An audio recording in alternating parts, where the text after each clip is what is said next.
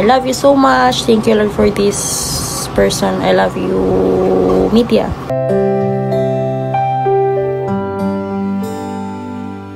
Viral ngayon ang isang Pinay na brutal na pinatay ng kanyang napangasawang afam. Nauwi sa malagim na krimen ang sanay masayang bakasyon ng bagong kasal sa Slovenia na ngayon pinag-uusapan sa mundo ng social media matapos lumabas ang balita na patay na ito ng madatnan ng mga kapulisan sa loob ng apartment ng kanilang tinutuluyan. Kinilala ang biktima na si Marvel Factoran, 27 years old, na tubong Negros Occidental, former intern sa Philippine Airlines, ang walang awang pinatay ng kanyang napangasawang afam. 7 araw pa lang ang nakakaraan bago ito dumating sa Europa. Ayon sa ulat, nakilala umano ng biktima ang afam na si Mitya Konjansik, 30 years old, habang nagbakasyon ito sa Pilipinas.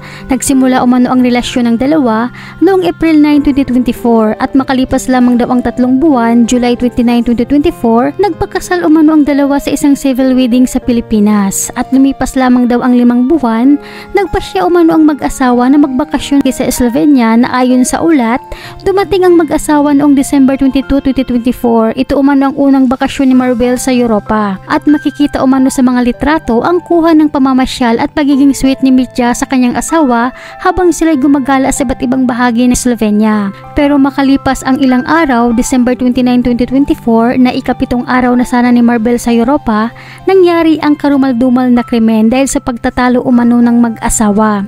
Ayon sa ulat, narinig umano ng mga kapitbahay na nagtatalo umano ang dalawa noong December 29, 2024 sa loob ng kanilang apartment.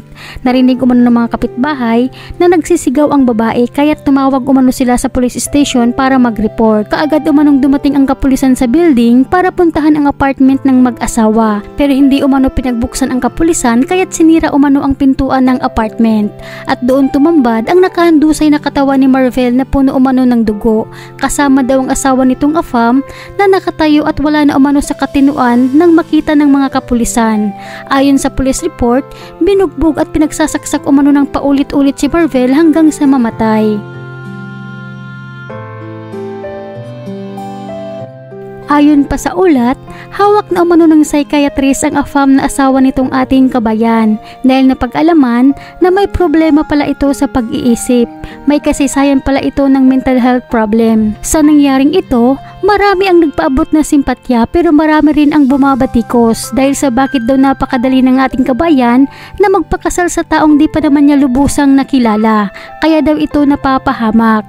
Ayon sa mga komento ng mga netizens, lesson learned, dapat talaga kilalanin ng mabuti ang maging karelasyon, maging mapagmatsyag, alamin kung ano talaga naging buhay niya, na find out mismo sa FB account ng lalaki na may mental disorder history na siya. Dinadaanan niya sa social media na malapit siya sa Diyos. Pag may mental health yung tao, di na yan mawawala kahit may mga gamot pa yan. Dagdag pa ng isang komento, lesson sa lahat ng babae ito, kahit lalaki, huwag kayo magmadali magpakasal. Kilalanin nyo, suriin nyo muna ang tao bago kayo magsettle para di kayo magsisi sa huli.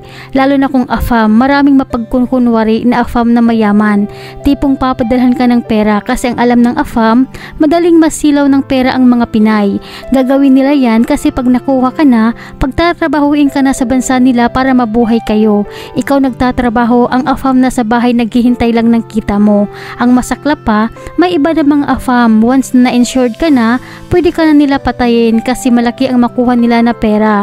Kaya wag padalos-dalos, di porkit may afam kayo, magiging mayaman kayo. Mali po ang mindset na yan. Dagdag pa sa isang komento, leksyon ito sa mga babae na naghahanap ng afam. Huwag kayo basta kumagat kaagad, huwag kayo basta magtitiwala. Di porkit pakitaan ka ng mabuting asal, maka-Diyos mabait na, mapagkakatiwalaan na. Dapat kilatisin nyo ng maigi ang tao at ang pamilya ng lalaki. Dapat paabutin nyo ng ilang taon bago kayo sumama sa lugar ng afam. Samantala, nanawagan nyo ng hustisya ang pamilya ng biktima para sa kanilang anak na pinatay. Narito naman ang mga huling masasayang video ng mag-asawa bago nangyari ang karumal-dumal na krimen.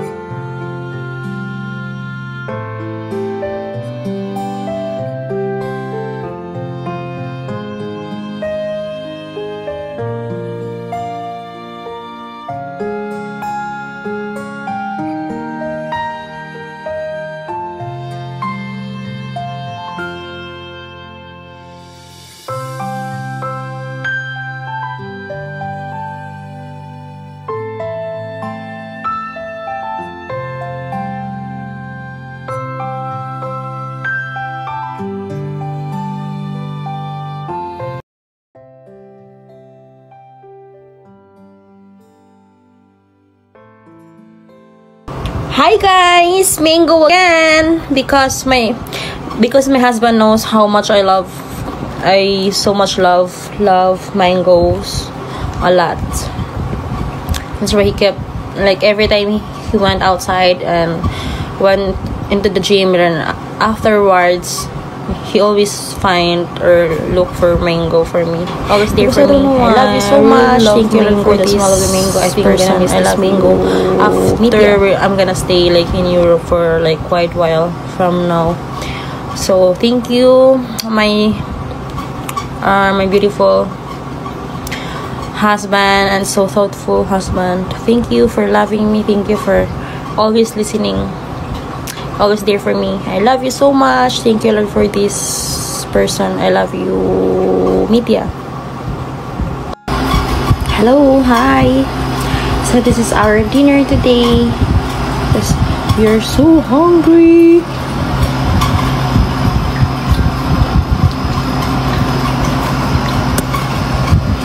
Some potato, mashed potato, burger.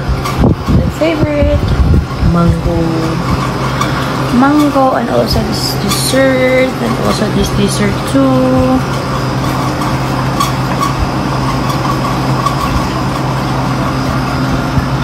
That's it. Happy eating.